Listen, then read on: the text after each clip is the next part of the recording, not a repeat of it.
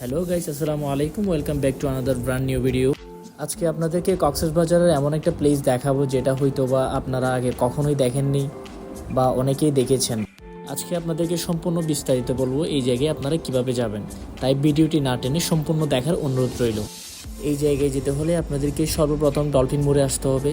Dolphin মোড় থেকে 50 টাকা অটো ভাড়া দিয়ে আপনারা সালসা বিচে চলে আসবেন।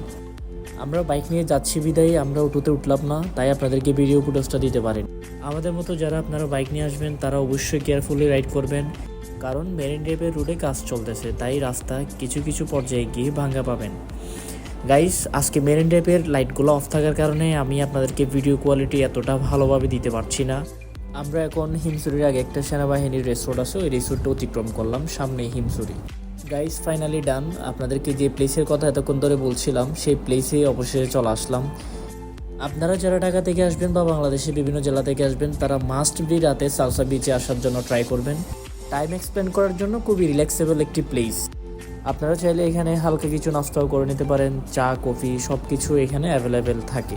আপনারা যদি বন্ধুবান্ধব মিলে আসেন বা ফ্যামিলি মেম্বার্স নিয়ে আসেন অবশ্যই এই জায়গায় বসে আপনারা আড্ডা দিতে পারবেন।